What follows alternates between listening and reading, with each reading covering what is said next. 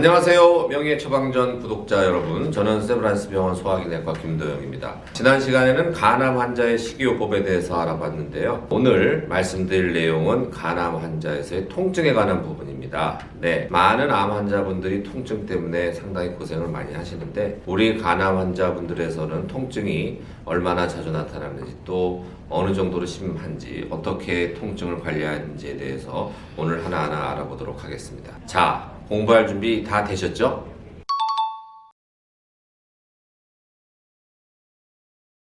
지난 시간에도 말씀드린 적이 있는데요. 간은 침묵의 장기이기 때문에 간에 커다란 종양이 생겨도 아무 증상이 없는 경우가 있습니다. 많죠. 그런데 이 종양의 위치가 간의 표면을 싸는 피막이라고 하는데, 영어로는 캡슐이라고 하죠. 그 표면 가까이 위치해 있는 종양이 그 피막을 건드리게 되면 그 피막에 신경분포가 있기 때문에 욱신욱신하는 통증이 나타날 수가 있습니다. 오른쪽 갈비뼈 아래가 되겠죠. 간이 그 위치에 있으니까. 그런데 그런 경우를 제외하면 간 종양 자체로 통증이 나타나는 경우는 많지 않은데, 간암 환자분들이 통증을 느끼는 경우는 대부분 전이 때문에 그렇습니다. 즉, 간 밖의 장기로 암이 퍼지는 경우인데, 간암이 전이가 잘 되는 세 군데 장기를 대라하면 폐가 있고요, 또 뼈가 있고, 또 임파선이라고 하죠. 림프절이 있습니다. 근데 폐전이가 제일 많이 되기는 하는데, 폐전이가 되는 경우에 이 통증은 사실 나타나지는 않습니다. 그런데 이 뼈에 그 전이가 있을 때면 척추뼈라든지, 또 골반뼈라든지, 늑골이라든지, 심지어 두개골이라든지 이런 단단한 뼈에 전이가 있게 되면 상당히 그 심한 통증을 느낄 수가 있고요. 또 이제 복부에 임파선, 림프절에 전이가 있는 경우에도 신경을 누른다든지 또는 신경을 침범하는 경우가 생기면 상당히 복통이 심하게 나타날 수도 있고, 또 우리 배를 덮는, 내장을 덮는 복막이라는 게 있죠. 얇은 막인데 거기도 전이가 생길 수 있는데, 간암이 복막으로 전이가 되는 경우에도 이 복통이 심하게 나타날 수가 있습니다.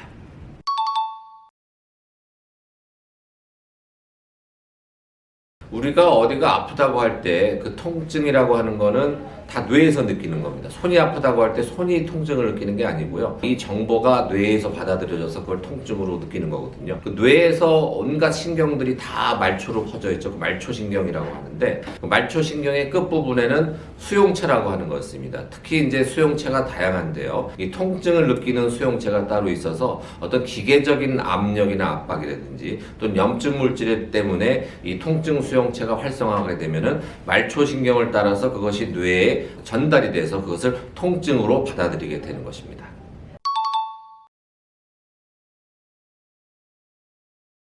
뼈나 림프절로 전이가 생기면 조직이 변형되고 염증 물질이 나오기 때문에 그 조직에 분포하는 신경 말단부의 수용체를 강하게 자극하게 되기 때문에 이 암성 통증에서는 다른 원인의 통증보다 좀 강한 통증을 느끼게 되는데요. 이 수용체가 강하게 자극되면 자극될수록 그 느끼는 통증의 강도가 크기 때문에 우리 암 환자분들이 전이로 인해서 그런 수용체가 자극받는 정도가 굉장히 세기 때문에 통증의 정도도 세다, 이렇게 얘기할 수 있겠습니다.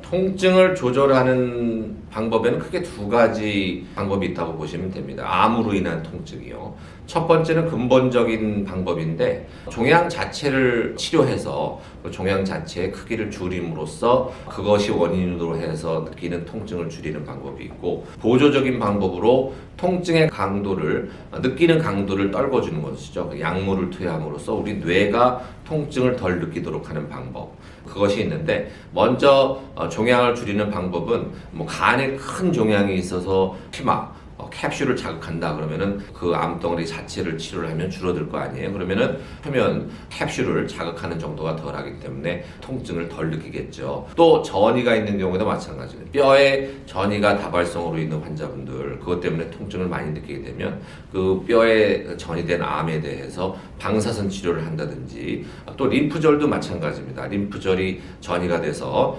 신경을 누른다든지 압박하게 되면 림프절에 방사선 치료를 해서 그 전이암의 크기를 줄이게 되면 확실히 환자분들이 느끼는 통증의 강도가 줄어듭니다. 하지만 결국 그렇다고 하더라도 통증이 어느 정도는 남아있기 때문에 통증을 느끼는 정도를 떨어뜨리는 진통제를 필수적으로 사용해야 되는 것은 어쩔 수가 없는 것 같습니다.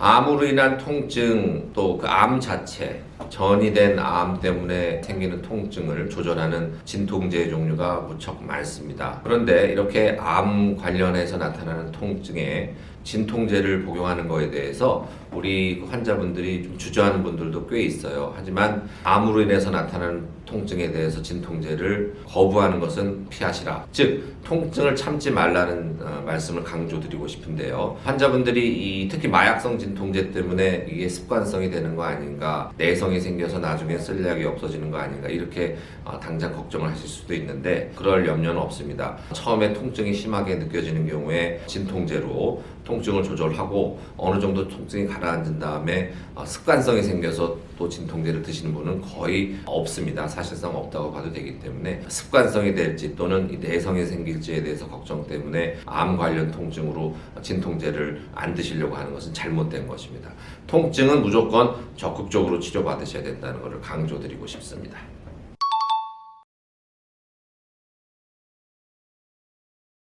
앞서 말씀드렸지만 암 통증에 사용되는 진통제가 굉장히 다양한데요. 우선 시중에서 쉽게 구할 수 있는 그 아스타미노펜, 그냥 제가 광고를 받는 거 아니기 때문에 상품명을 말씀드리면 타이레놀이라는 그 약물을 많이 아시죠?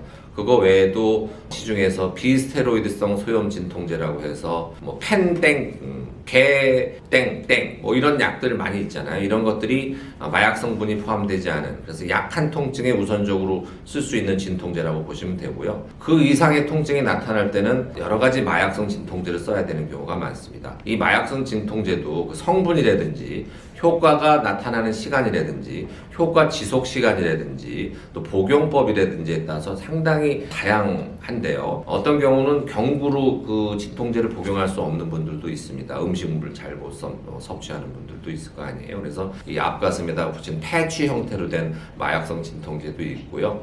또 어떤 분들은 규칙적으로 마약성 진통제를 복용하는데 가끔씩 돌발성 통증이라고 해서 갑자기 통증이 심해지는 경우가 있거든요. 그래서 그런 돌발성 통증을 해소하기 위해서 이게 어떤 구강 점막에다가 사탕처럼 물고 있는 그런 마약성 진통제도 있고 또 코를 흡입하는 형태의 그런 돌발성 진통제도 있습니다.